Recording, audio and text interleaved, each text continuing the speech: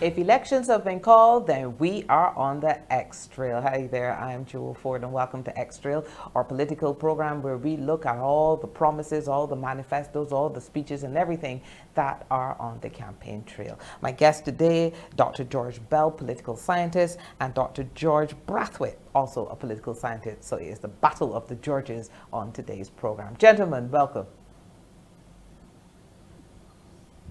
Glad to be Good here. afternoon. Let's go back a little bit and look at the 2018 elections, which were historic in so many ways. One, I think it was the most political parties we've ever had contesting an election. There were 7 of them. It was the first time a female leader of a party has won an election, and Barbados had its first female prime minister in Mia Amor Motley. And then, of course, it was the first time that we've had a clean sweep at the polls, all 30 seats. So let's go back a little bit and talk about that. And I'll start with you, Dr. Bell. Your thoughts on the historic nature of the 2018 election? Well, it was historic because it was the greatest victory in an election by one party over another in the history of Barbados. So that is what made it of great significance. And as you mentioned, it was also an election that produced from the ranks of the elected persons an, a female politician who became who was then selected as the prime minister and became the minister of Barbados. So those two things were outstanding in terms of significance. And then there was also the fact that it was the biggest defeat for the Democratic Labour Party, and there were question marks about the future of the Democratic Labour Party. And beyond a number of third parties that took part, and it was experiences in Barbadian politics where there was a demonstration of the two-party system being well entrenched, so that none of those parties were expected to perform, and they did not, uh, because the Barbadian two-party system is classic in that one of two parties is likely to form the government. So that I would say that overall, that was those were important. The other thing was that we were coming out of a situation, a pretty dire situation of a rundown of the society, and a lot of immediate recovery had to be done. Immediate consolidation had to be done in relation to the economy and in relation to infrastructure and in relation to people's anxiety. And the government got quickly to work on those matters. And I think they'd set themselves a number of days to get certain this, and I think they succeeded in doing so. And then there was the promise of great transformation programs over the 5 they would have won office for. The problem with that, but I think we've been going on and beyond the questions, requirements. That is when a halt inhibition of the implementation desires of the regime would have come into place. Dr. Brathwaite, it was also historic for another reason, in that for the first time we saw a member of the ruling administration leave that party to form their own opposition. We've never seen that before in Barbados. Have we seen anything like that before in the region?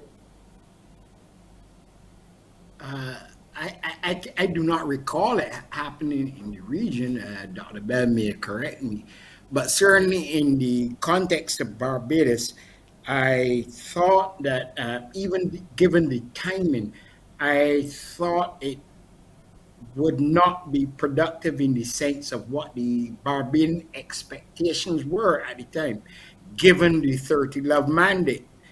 So I think I and it is now demonstrated 3.5 years later that as many issues that would have been raised by um, the good reverend in Parliament, the reality is that his star never shone brightly, and the party has never got a foot. It has never caught the imagination of the people.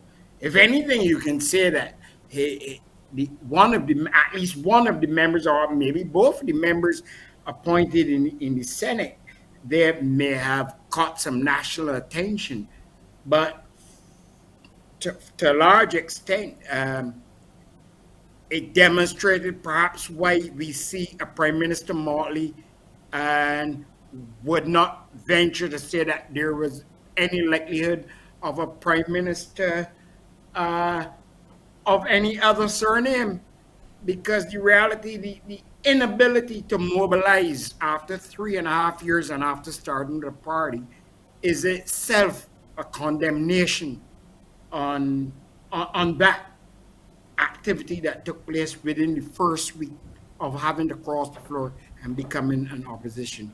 So I think we will never see it happen again in Barbados. It is a one-off, and it can be dismissed simply as that, a one-off. We're seeing that the leader of the Democratic Labour Party is also a woman. So here, with these elections now being called for 2022, we have two women going up against each other.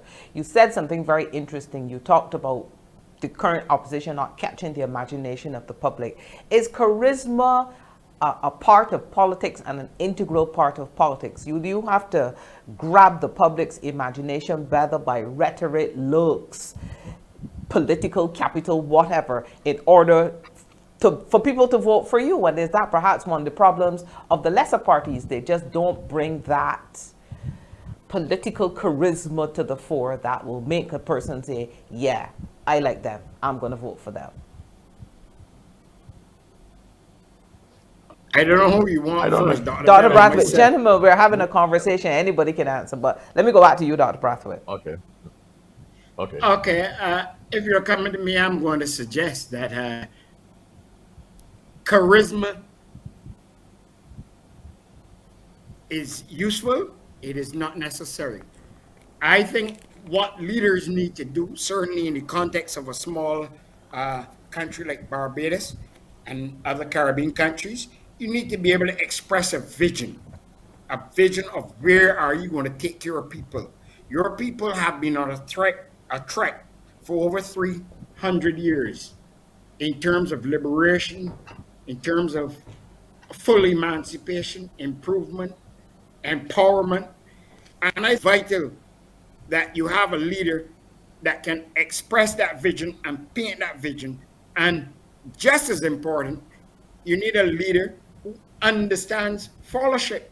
And that is what Mia Motley tends to understand, to recognize the importance of followership. And the and that is why you will see in many of her speeches, she can be a lot more uh, let's say, more pronounced than she actually is. But what she tries to do, she brings things to a simple denominator where everyone can understand what her vision is, where she wants to go, how she's going to take you. I think it's a failing not just of Reverend Atherley, but it's a failing of of those political parties that were on the periphery in the last 3 years. That they seem unable to present an alternative. We heard criticisms, but we never really heard alternatives. And that is where the importance of the people that you want to lead. That's the importance of followership.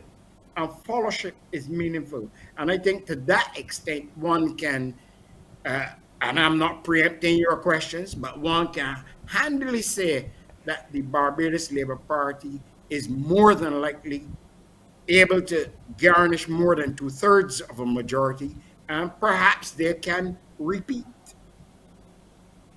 We will definitely have to look at that. Dr. Bell, your thoughts before we go to break. Is charisma, do you have to be Well, charismatic to be in politics and to attract, I'm liking Dr. Brathwaite's word, fellowship?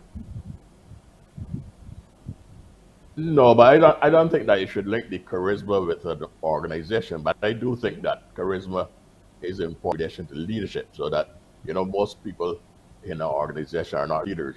I think that charisma is one of the characteristics of a person very eligible to be an effective leader. And I think that in in politics, people people like to say that people are dealing with issues and that they're dealing with programs and that you should address programs. But I remember a very experienced politician in Barbados years ago saying issues, program ideas, vision, all of that has to be manifest in a personality. That if you do not have a personality to carry those ideas, people are be led. So that people don't vote for ideas. They don't just vote for programs in abstraction. They vote for a personality who is carrying ideas, who does that program, and in that way, the leadership and the type becomes important. Uh, as it is a human condition that you vote person, you don't just vote for an abstraction. The abstractions are important in terms of consolidation of directions and future policy and so on. But in relation to leadership, on a leadership that is not mechanical or military or force, then that leadership, you people have to be able to identify with you and so on. And that is where charisma comes into the picture. But charisma can be something that is born in the person, and it's something that can also grow, or it's something that can even be achieved by office, by holding office. So that it is not always between personalities. So if I wanted to, I could pick out personalities in Caribbean politics, very different political personalities, but all of them had charisma. But the charisma was manifest in the peculiar personality that each of them represented. And they were important and they were effective leaders because of that charisma. I want to go back, Dr. Bell, to something And you yeah, of said. course, personality is what. I want to go back to something you said at the top of the Go ahead. program where you talked about having come into office, we were already in a dire economic strait, and then it just seems like we've lurched from crisis to crisis. Very little of it of her own making. We went from struggling to right the economy. Then we had the ash fall, we had COVID, we've had the unemployment, the fall of the tourism industry in terms of because of COVID. We've had all these things one after the other. I don't think we've ever had a prime minister that has had to bat on such a wicket from the minute they came into office, and as it has continued. Do you think that's one of the reasons why she's chosen to call the election early? Because we don't know what's going to happen with the Omicron variant. Definitely. We don't know how long it will take for the numbers to come back down again. So the place we're at, where the numbers are starting to drop, now may be the best time to call an election. Well, I definitely think that it's a part of the thinking that went into her determination that she should call the election. Now, in other words, I think that there was an element of frustration in relation to the implementation of policies, that what she wanted to demonstrate the election, that these are the things that I want to do.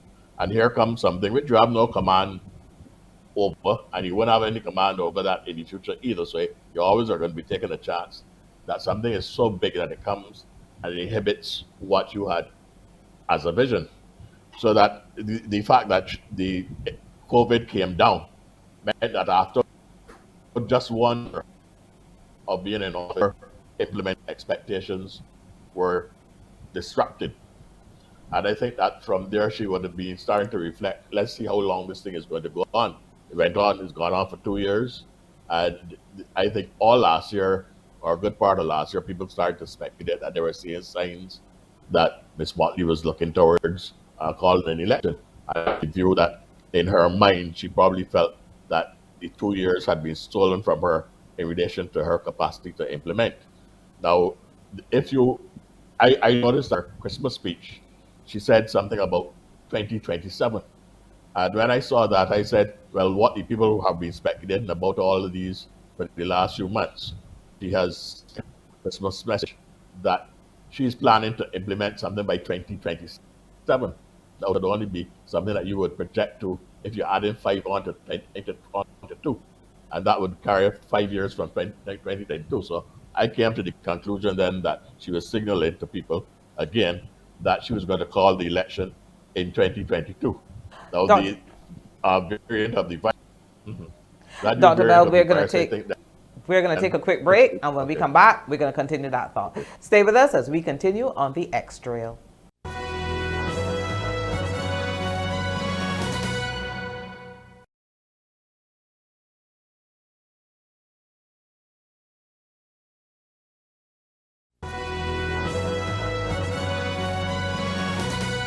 And we're back. If you're just joining us, you're watching X Trail. I'm Joel Ford. Our guests, Dr. George Bell and Dr. George Brathwaite, the two Georges, both political scientists.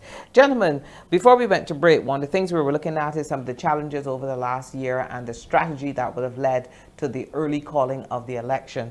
Now, Dr. Brathwaite, we've never seen a prime minister call an election with still pretty much a year and a half to go left in the term. We've seen prime ministers extend the term, but we've never seen it shorten, at least not this much.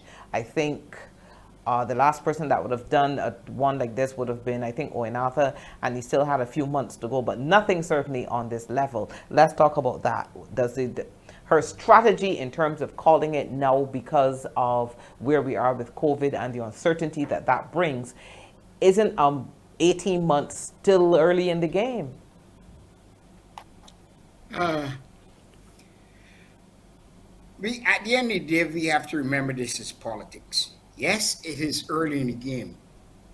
But in politics, and certainly a political leader, having this as part of their artillery would want to think in terms of the country first and foremost, the country, people, and the extent to which she's able to be en route towards fulfilling the vision that she expressed for the people of Barbados. And it is in that light that I agree with Dr. Bell. Certainly the ramifications emerging from the COVID-19 would have been a damper, and it would have played a significant role in the choice of her timing. But on the ground and realistically, we also have to understand that there's another dynamic at play. You've had a situation in which there were oppositional voices who while I agree that they have every right to be critical and to raise concerns, sometimes they seem to descend into levels of absurdity, and as if trying to wish away the reality of the circumstances that we were in terms of the pandemic, in terms of the lives and livelihoods in Barbados that would be affected, and the extent to which you had the maneuverability to do things you could do to safeguard your very people. And I think when you put that compact together, Miss Motley said, I was there and towards the end of November, she suggested, well, if it is really and truly what the opposition wants is an election, then let's have an election. And I think you have to commend her courageousness. There's a certain sense in which she walks, and that's why she could give the critical mission. She gave a critical mission in terms of the 2018 elections. She said these things will be done. Now you've had something that totally offset everything that would emerge from that, where you can go on to all the next steps. And yet you have people playing strictly politics rather than looking at the national good. And she decided, but Dr. Brathwaite, let me stop you there. There are those who would say that's the nature of the game. When you sign up for politics, all of this is part of what you sign up for. The naysayers are going to be a constant, especially in an environment where for the first time we've seen a party sweep all 30 seats. We've never had that. So you're seeing a lot of rhetoric on social media about dictatorship and that kind of thing, and references to something that Owen Arthur would have said about Miss Motley. So isn't that part of the deal? Isn't that what you sign up for? exactly that is what me and Motley signed up for, and it is exactly that what we've seen over the last 18 months are all the facts point to a different type than what had been was attempted to be projected. We see a Karen Mia Motley. There is no government in the history of Barbados that has got into the gutters, the alleys, the walkways, and everything, and delivered in such caring, particularly under the situations of the pandemic, in terms of dishing out care, dishing out welfare, trying to bring people on stream, trying to encourage people to get work and to be working, notwithstanding that people had to be laid off. So there have been very many things to bring people on stream to strengthen the whole society and the whole welfare net. So I think, yes, in a sense, the criticisms were directly leveled at Miss Motley, but at the same point in time, they definitely highlighted that Barbados has a leader that has exercised caring, that has showed empathy, and I think that is one of the strong words missing from why she has called the election. It is because of her empathy now that she's saying, hey, let's have a mandate and let's all come together and fully drive forward towards combating or living with or coping with best we could with this pandemic, knowing that we have at least repaired our international reputation or reputation regionally. And at the same point in time, there is still a strong measure of hope within the local society and economy. And I think that is why she has called the election. Has social media played a role in these oppositional voices? You said that we're hearing more of it than ever, almost bordering on the ridiculous. Has it been this access to social media, whereas before you could only hear some voices in certain places, now suddenly once I have a phone and my fingers work, I can put my opinion, my thoughts, my criticisms, whatever out there, and they're there for the whole world to see? So has social media played a major role in that? Dr. Bell. Really, overall, I don't think that criticism thing is is a major issue in relation to her making any decision. Uh, no, I would confess that the actual impact of social media on contemporary politics, the full calculation of that is not yet being worked out, and it is clearly plain how before it existed. But I that kind of the critique that can be developed in those areas and outside of those areas, I would say would impact on a government that was marginal in its majority. I don't think that a government that has a 30 love or even a 29-1 majority is going to have to respond to critique to the extent that it would need to call an early election. That is, I do not believe so. I believe that the calculation would have to have been more in relation to the issue of the frustration of policy implementation because they straight that they were going to do something very different from the past regime. That was important to the psyche, the political psyche of the Barbadian people too. They were coming out of this trench. Barbados had declined. It was getting negatives all over the place in relation to how the place had been run by the past government. The place was had we had sewage running on in the streets and so on. So that it was just show that you were doing something, that massive mandate that would have been, I think, in the mind of the Prime Minister. But we can't get in the mind of the Prime Minister to say what ultimately would have made her take the decision.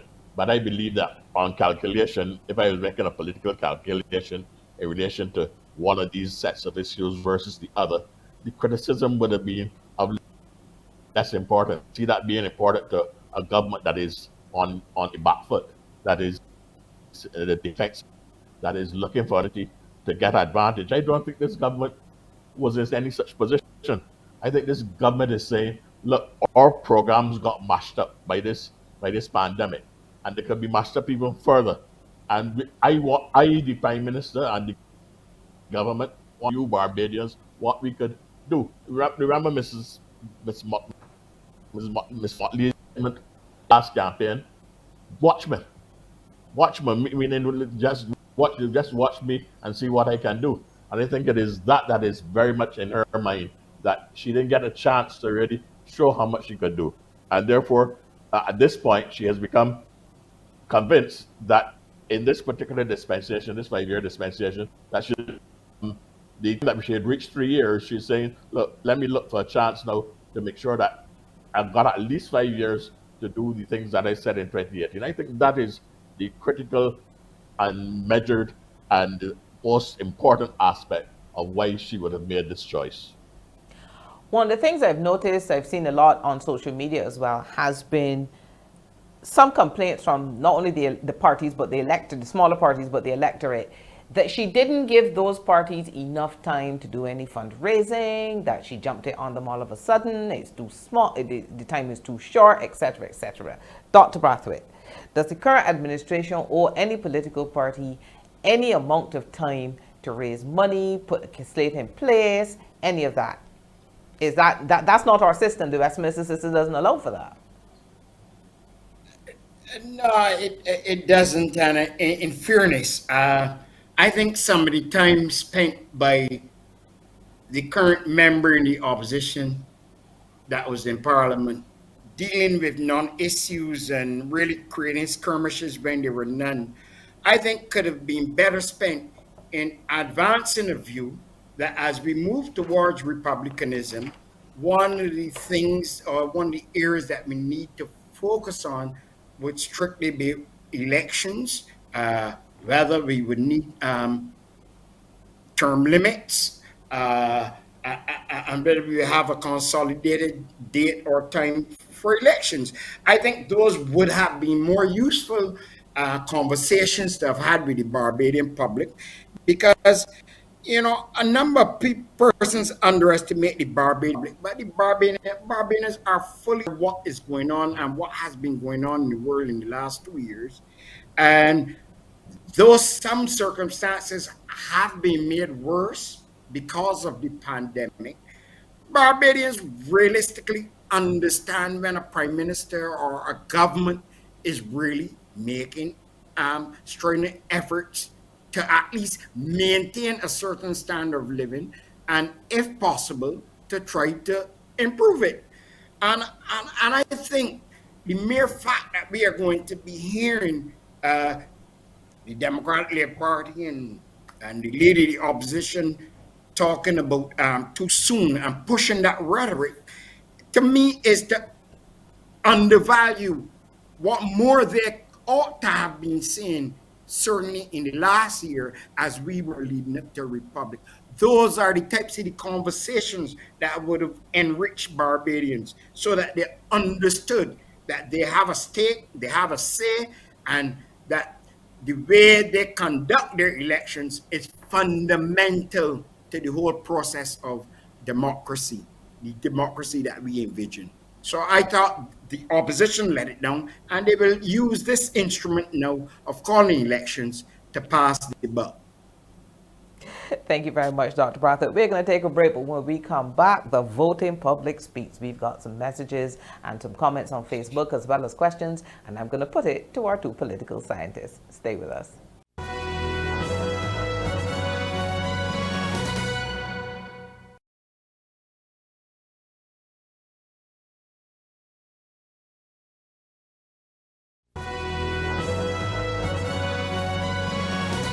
And we're back. We've gotten some comments and some questions on our social media pages, so we want to go to the voting public. They submit their questions. Gentlemen, I'm going to pose some of these questions and comments to you and your thoughts on whether these are matters, real issues that people are concerned about, and how these matters can be raised in the next term. Now, one person is saying that they would love for both parties to address the issues of constitutional and legislative reform in the wake of the transition to republicanism, including but not limited to matters of inclusivity for marginalized groups. Now, is that something that could be included in the manifesto? Dr. Bell? Yes, of course. expect that it would, because it is the express policy of the present government, even without an election and without a manifesto. In relation to that, the government said last year, when we were moving towards the new Republican status, that this year would be dedicated to a review extent to you would require reform in various aspects of the Constitution. So that is already a defined goal of the present government. Now, having gone to election now, that can change in terms of what is put before the people. But I don't see why you would expect that to change the context of achieve Republican status and now calling the election just weeks after doing so. So that I would expect that the issue, but it has to be kept at that very general level of a review of the Constitution, because people, it is not the complexity of that task is body want to change the Constitution, and it is not going to go away because somebody has particular desires about what a new Constitution should look like. What they have to come to terms with, and this is independent of what the government wants to, they have to come to terms with the complexity of our Constitution and the extent to which it is not going to be an easy task to reform it. Now, I remember that in the recent weeks, months, the former Chief Justice of Barbados made a comment about the last attempt at a review and reform of the Constitution by the Barbados Labour Party. He said they went to a retreat up at Sherwoods. They were there for a weekend, and when the weekend had come to an end, they had not got through a quarter of the task. So that people that think this is going to be an easy fast food operation, they're just in a condition of illusion. The former Prime Minister of Jamaica, PJ Patterson, looking at the example of Barbados and saying Republican status, has said that in his view that Jamaica is going to need to review their constitution.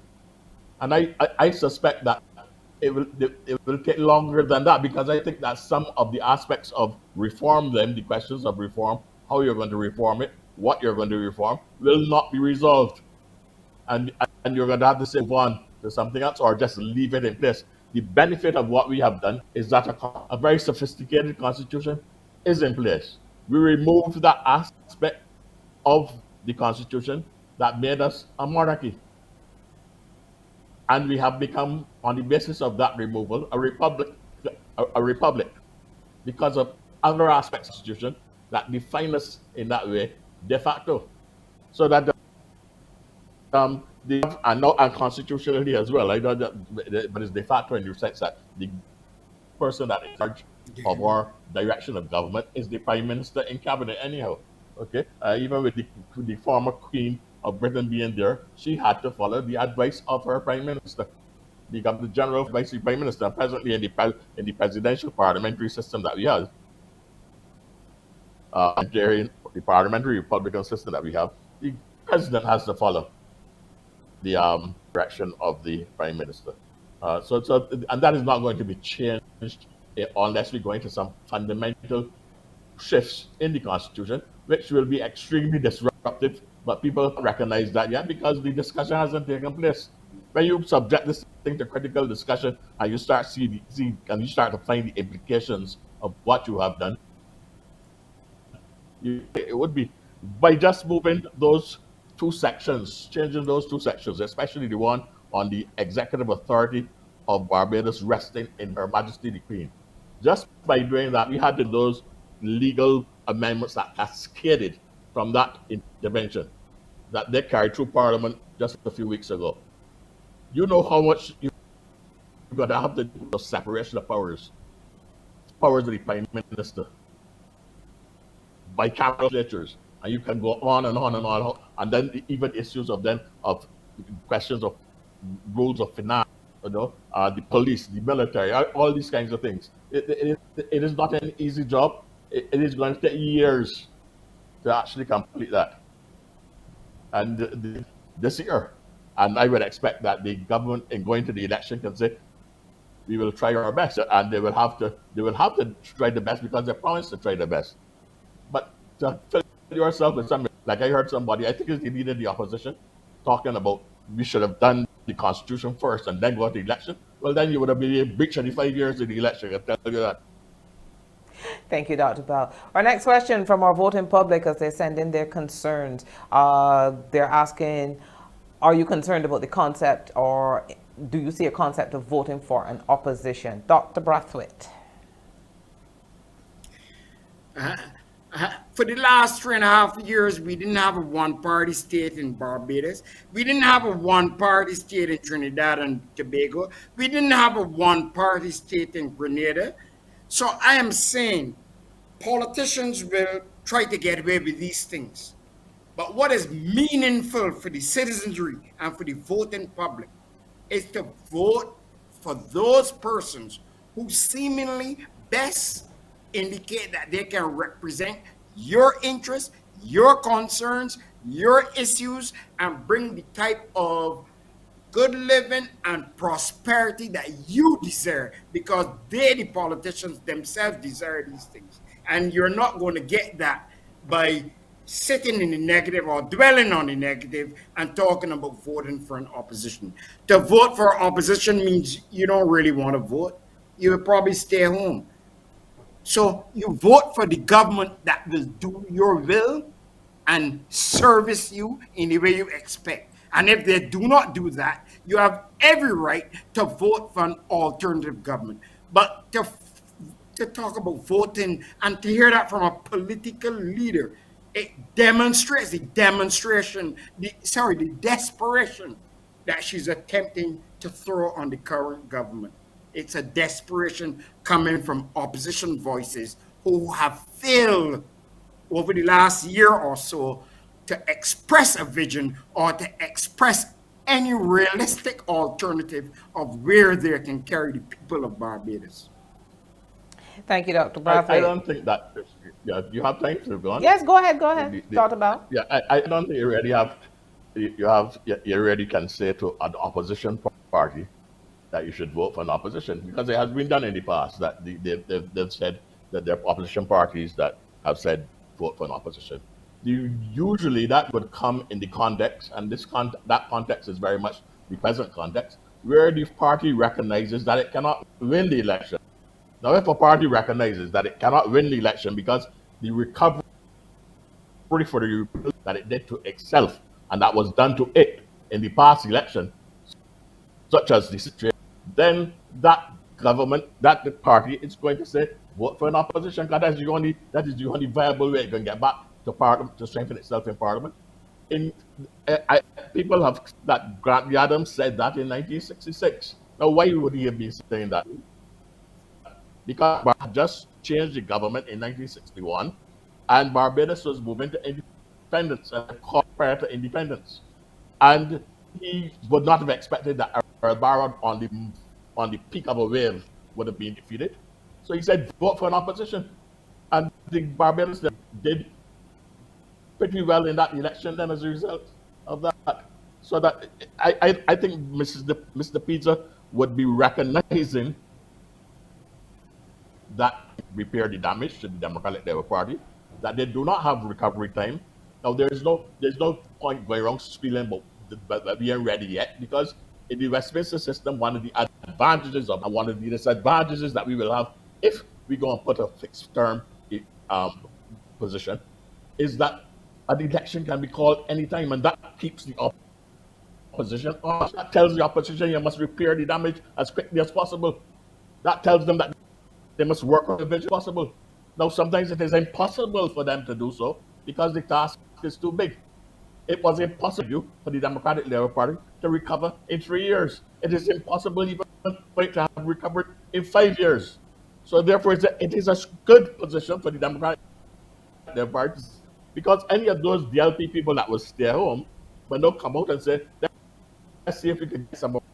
Further, you are dealing with a situation where, because of a number of factors here, people might be inclined to stay home, losing government supporters from complacency, that we can win anyhow. And one of the biggest battles that the government is going to have in this campaign is to get people to go and vote. A lot of them are going to want to stay home, Exactly. including Barbados. Their party people. Exactly. Opposition will succeed in strengthening itself. So I'm just saying that actually Mr. Pisa is calling for in saying vote for all opposition. Thank you very much, Dr. Bell. Next question. This is the final one before we come to the end of this segment. Someone made a statement they would love to see an attempt at planning where our glut of graduates will be employed after reaping the benefits of free tertiary education, as currently the supply of graduates far outstrips the demand for them in their chosen fields. Now, it would seem to me that having given you the opportunity for free education, is the government of Barbados or the state obligated to also find you a job, or having gotten the education, are you now supposed to look for your own opportunities in terms of where you can maximize that education? Dr. Brathwaite? No, Uh, I, Dr. Brathwaite I wants was to go. hoping that you would have gone to Dr. Bell, who was not just an administrator in education, but he was a very good administrator. And some of the things that I've think Bell in my interactions with him, even as a student, is that sometimes we come with high expectations that once we've got that degree, we would start on middle rungs or higher rungs. But from my own personal experience, and I still do the basic things, and you have to keep trying. You look for opportunity. You have to be keep your ears to the ground. You have to constantly look for self improvement and constantly look for ways that you differentiate yourself from any other candidate for a job, whether it is in doing community work, volunteerism. Uh, there are avenues that we have not totally explored or pushed within the context of Barbadian society that is becoming more and more meaningful today, even in terms of applying for scholarships or further education. You need to be able to demonstrate that you're willing to reach out to other people, you're willing to engage, do community work, all these things. And at the end of the day, or within the space of 6 months or 1 year, you can have the type of fascinating CV that will encourage persons to want to employ you. And I think we need to be saying a lot more of this. Another aspect, and I would just mention this one and leave really Dr. Bell because he's really the expert on administration, and that is in the area of entrepreneurship. We have to look more. What more can we do for ourselves?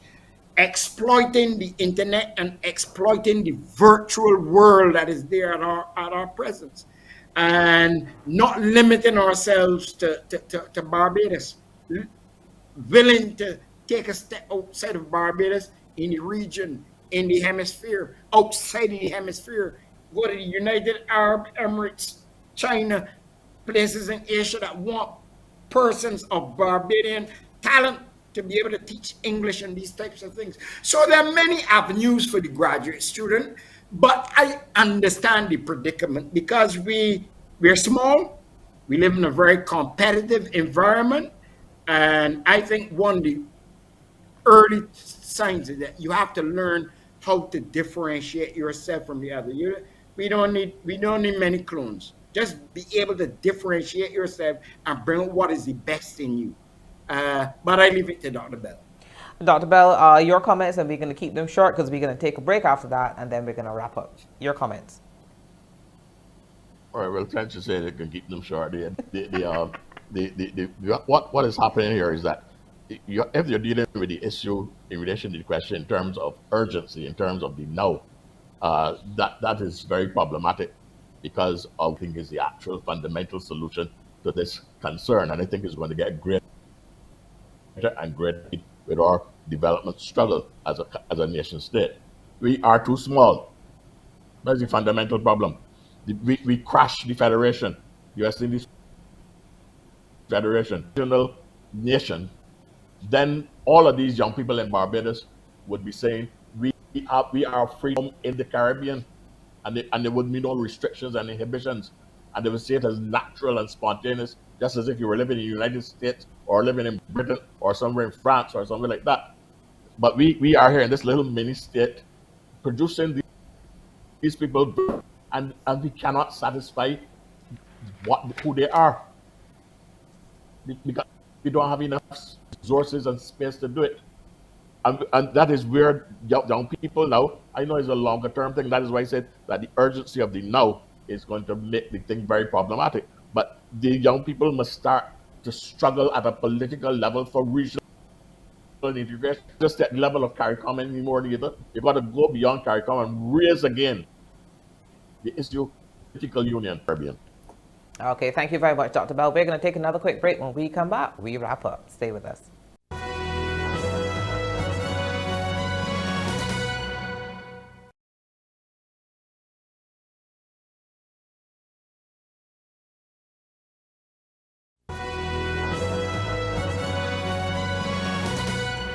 In the last few minutes we want to look at the shortness of the election period. It is going to be short and sharp. We don't have a lot of time.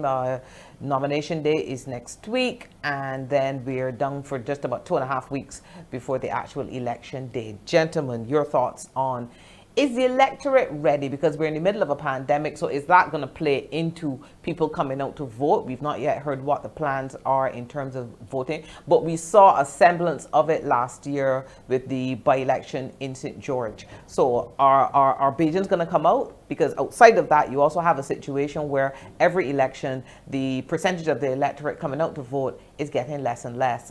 People are apathetic. So how is the pandemic going to play into that in terms of this actual election? Dr. Brathwaite. Yeah, I'm going to question one thing you said of this growing sense of apathy.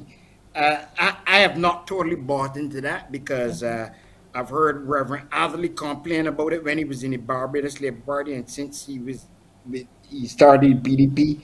I've heard it from politicians on both the BLP and DLP and other political parties, and that is that the cleanliness of the voters list.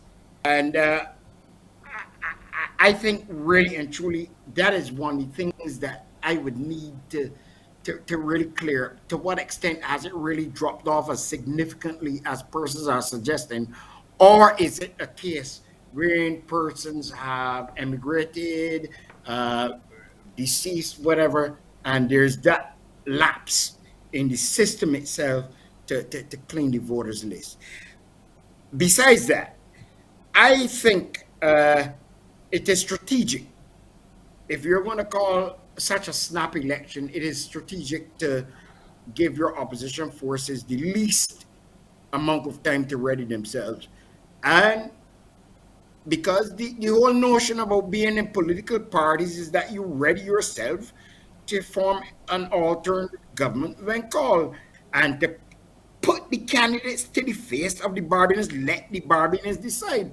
So I think it has worked against them. It is a plus for Ms. Motley, but at the same point in time, I am sure there will be some Barbadians that will be concerned that perhaps you're trying to kill the ant with a sledgehammer. Thank you, Dr. Brathwaite. Dr. Melody, last couple of minutes, your thoughts on how the pandemic is going to play into the actual voting, and whether or not we are seeing apathy. Because I must admit, I've seen a lot of people, both on social media and in talking to people, saying that they're not voting. Yeah, well, I think that is almost to be expected, and I think that a major effort, and as I said earlier, is going to be to tell people that they need to vote, and that if they don't vote, what they're doing is, in a sense, giving a vote to possibility of for what you do not defend, so that when you can see that vote, you're actually probably giving away a vote to something that is opposed to you. So it is very important for you to go and vote. But I can see all the reasons why there will be pressure on the electorate at this time to say we can voted already and showed that we wanted this government. Why should we have to vote again? They will, and so on. And I think the LP though should be motivated to vote, but I think LP would probably be, some of them are going to be saying that we can't win yet neither, therefore, what's the point? So we don't vote either. So I think there is a whole lot of propensity towards in the vote. But if the campaign is very effective in relation to convincing people it's important for them to vote, we might surprise ourselves in the sense that how many people actually continue and that there's not that great Thank retreat you, Dr. as Bell. might be That's expected. where we have to Yes. wrap it up, gentlemen. Thank you very much, Dr. George Bell and Dr. George Brathwaite, political scientists, on this first episode of the X Trail. We're back on Friday night at 8 o'clock. Join us. So until then, I'm Joe Ford. Bye-bye.